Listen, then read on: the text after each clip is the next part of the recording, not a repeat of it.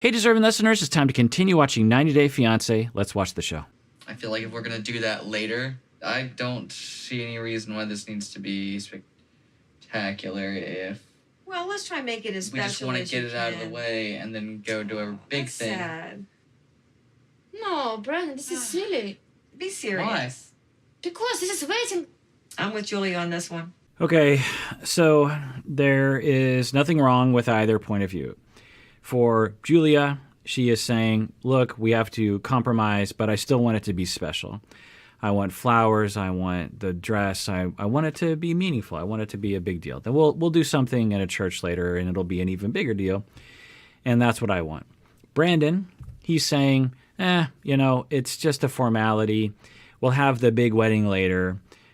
He's not really saying that so much, but at the very least, he's saying it's just a formality, and let's just get in and out. Let's just get down to business, and let's not worry about all the other stuff. So there's nothing wrong with both of those points of view. Yeah, it's okay. How do you communicate about it?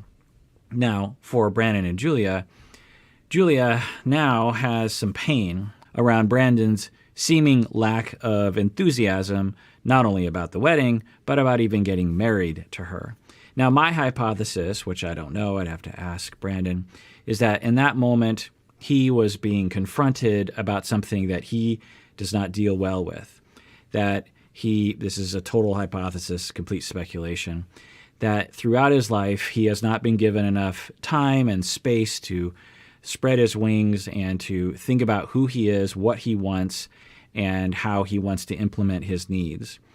And so he's a leaf in the wind. He's a ghost, as I sometimes say, meaning that when you reach out to them, you don't really grab onto anything because they don't have substance, because they weren't allowed to develop substance because they had dominant, controlling parents. At the very least, we see emotionally dominant parents, maybe even physically controlling, who knows. But that's my hypothesis with Brandon. I don't know. I'd have to ask him. And so as he was heading into the wedding, he was a leaf in the wind, just like he usually is. He's just like, I'm just going to do whatever people need me to do. I'm going to people please. I'm going to try to make everyone happy. But when you have that approach to everyone around you, that only gets you so far, because sometimes in order to please people, you have to be substantive. You have to be in the world. You have to have a want. Sometimes it's not just about being compliant and pleasing. Sometimes you actually have to show up. Now, he doesn't potentially have that ability. People with this personality issue, they don't just have the ability to turn that on and off. They're all the time in that people-pleasing, other-oriented, terrified mode. And when you confront them and you say, you need to tell me what you want, which I think Julia was essentially saying, which stands to reason. She's like, do you even want to get married to me? And what kind of wedding do you want? Where are you in this situation? I'm feeling a ghost. And Julia was interpreting it as he didn't want to get married to her, and it hurt her naturally. And he's being confronted. He doesn't know what to do. And so an hypothesis that I have is that he distracted, because he knows to do that with people, particularly women that he's dating, to start to blame them or avoid or change the subject or something, because he doesn't know what to do. He's being confronted, and he hasn't been through therapy enough in his past to know that he will panic when people are confronting him in that way, because there's no way out. When people say, hey, look at this dress. I want to buy this dress. What do you think? That's easy for him. That's just a lob over the plate in baseball. He can just hit that one out of the park, because he'd be like, I like that dress too. Or if someone says, hey, let's get married on May 9th, he can say, okay, let's do that. All he has to do is agree with what people want. Hey, I want you to stay in our house for the rest of your life on the farm. Okay, I will do that. It's easy for him to agree with other people. But if someone says, what do you want? And I need you to tell me what you want, and I need you to be in the world with your own passions and your own motivations and your own needs and your own wishes and desires, well, in that instance, he can't provide that because he isn't in connection with that. Again, total speculation. People with these personalities, they aren't in connection with that, or they have a very limited connection with that. So then they're really stuck, because all they want to do is just do whatever they want to do. But if they're being confronted of like, no, now for you to please me, you have to tell me what you want, then they're in a bind, because they don't have that ability, because they were never given that ability. It was never fostered in them as they were growing up. So anyway, Julia is naturally going to be upset by this. The mom is agreeing with it, but it's more important that for Julia, she's just like, no, I want to make this a special wedding. And this is another piece of data that I think is showing to Julia that Brandon doesn't even really care about being married to her in general, which I think Julia interprets as he doesn't really even care about her, doesn't really want to be married to her. I actually don't think that's necessarily true. Let's see how they talk about it. If you're not serious, think about marry, why we marry? I think I'm going to go into the kitchen and finish up those dishes. Love you guys. So 2 thumbs up to the mom. I think earlier on in the season, we might have assumed the mom would want to stay there and invade the situation and micromanage. But the mom is saying, look, this is 2 adults having a conversation. I'm sure they don't want me here, and I'm going to bounce. So 2 thumbs up to the mom. And you think we have big wedding? I not think so. We don't have big wedding. So I promise it's not happen. So you think this is the only wedding we're gonna have? I'll just call the CDC. I'll say we can stop all this coronavirus nonsense that we need to have. So here we go again. And this is interesting. When he's pushed into a corner, which is a pretty small corner. I mean, all he had to do in that situation would be to agree and say, yeah, you're right. Because Julia's saying, I don't think we're going to have a wedding. I think this is going to be our wedding. This small courthouse wedding is going to be our wedding because the pandemic might last a long time. We don't have a lot of money. We're going to move out. So it's going to be hard for us to save money. And so I don't think we're going to be able to have it maybe years from now, but definitely not in the near future. This might be our one chance. And so I want to make it special. So all Brandon had to do in that situation would be to say, yeah, okay, reasonable, let's go along with it. Instead, the first thing out of his mouth is, okay, honey, in this sarcastic voice, like you're essentially giving the vibe of you're ridiculous, you're emotional as this woman. I don't know if he has that in his head.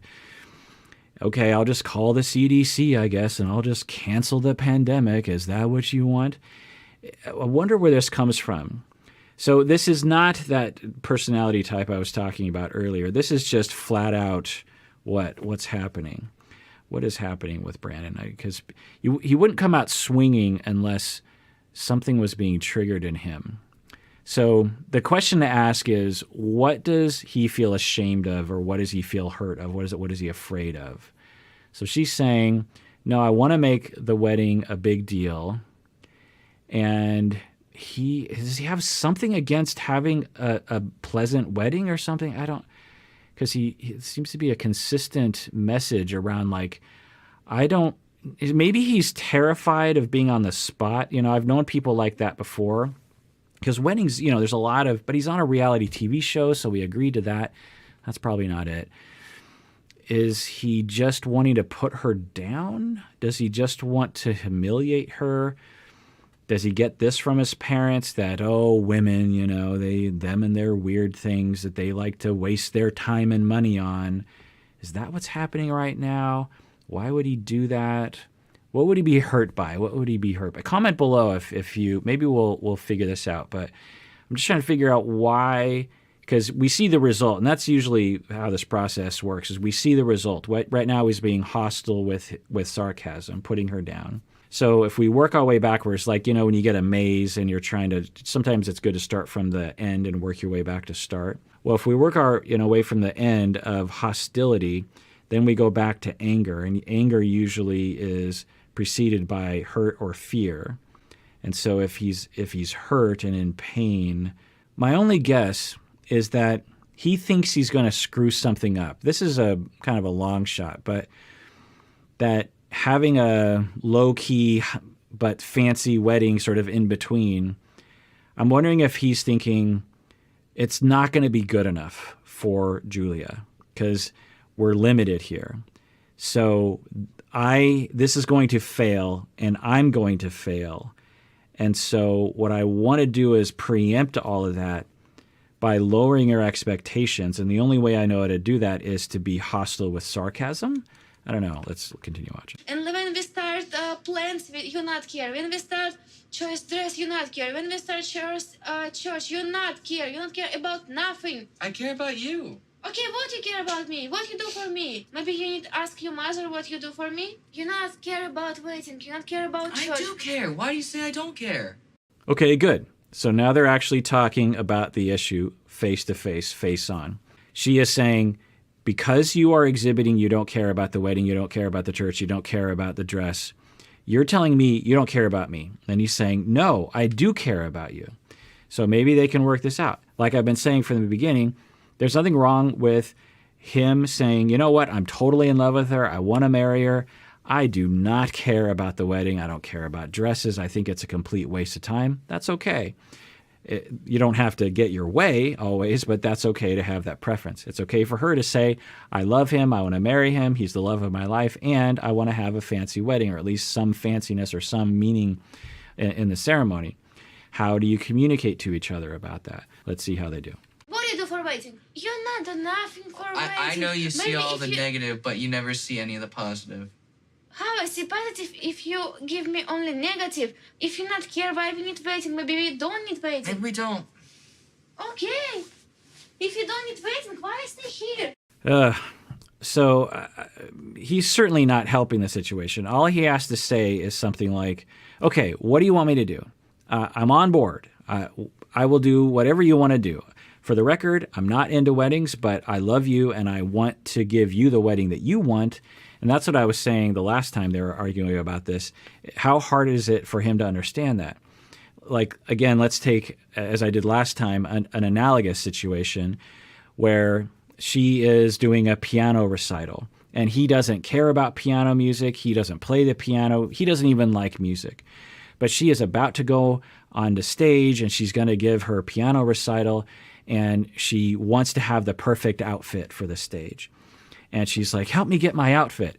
Would he say in that moment, I don't care about your outfit. I don't care about piano. I don't care about what you're just, leave me out of this. We wouldn't expect a spouse to be like that. We would expect a spouse to at least say, yay, I love the fact that you like to play the piano and that you like to perform and that you want to look nice. I love you and I want to help you with that. In the back of your mind, you're thinking, I don't care about pianos. I don't care about music. I don't care about recitals. I don't care about outfits on stages. I just don't care. But you empathize with someone and you're with someone. So how hard is it for him to do that? What is getting in the way there? I'm guessing now he has a built-up resentment because you heard him say this, like, you always see the negative, you never see the positive. Now, maybe there's other conflicts that are going on behind the scenes that we're not privy to.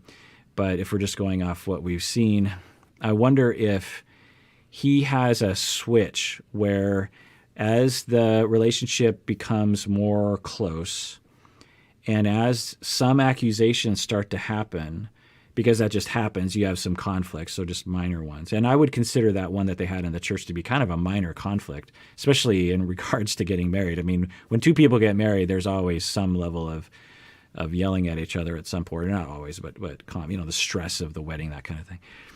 So they have this conflict, and he's starting to go, and so one of the conditions that can be present when you have high control parenting and bulldozing style parenting is you have a lot of suppressed anger. And I think I talked about this last time, where you have a lifetime, 27 years of anger that you've suppressed because you weren't allowed to express it. And the only way, but it needs to come out. And so the only way you can express it is through these very subtle, hidden ways. So I wonder if that's why it's coming out. He considers her to be a safe vehicle for him to dump some of his anger onto, and he is frustrating her as a way of getting back at his own mom. I don't know. I mean, I'm really reaching for straws because I'm really trying to understand why he would dig his heels in on this. It's like, just agree and be like, okay, fine, I'm into it. Let's do it. Let's search for a dress. Let's do the whole thing. I'm into it. Like, it's just a wedding. Like, you're not You're not being asked to, amputate one of your toes or something. It's not a big deal, but he's making it a big deal. So usually when people do that, there's some kind of trauma, some kind of mix up in the emotions that's going on. But I'm having a hard time figuring out what that is. Why I come here? Why I stay with you? Why I live with don't you? know, If you but I don't wish need you'd waiting, stop. don't need waiting.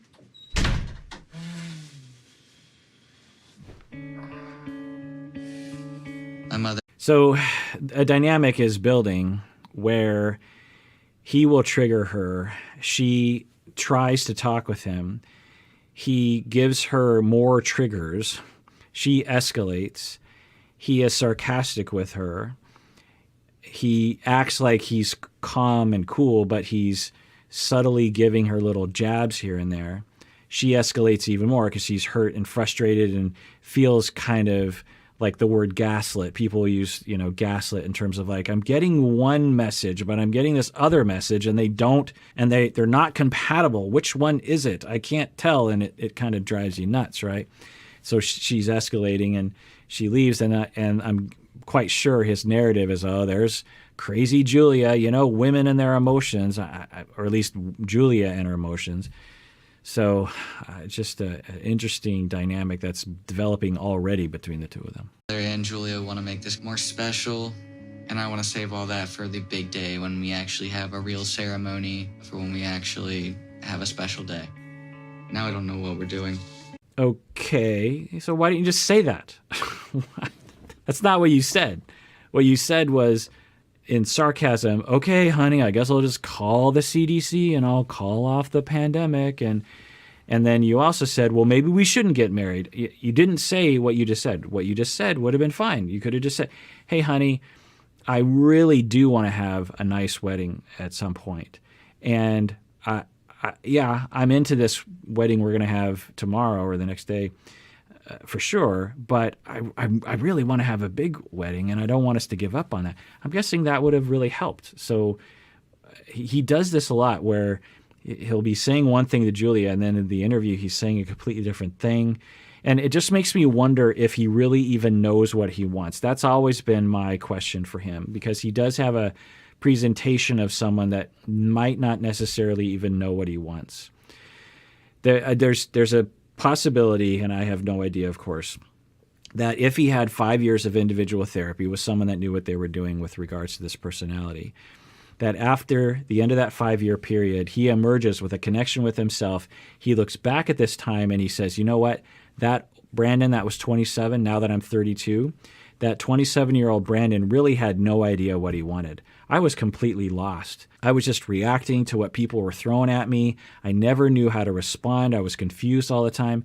Now I know what I want. Now I know how to communicate with other people. I understand because I understand myself better. I understand other people better. I'm much better able to communicate and empathize and understand what's happening.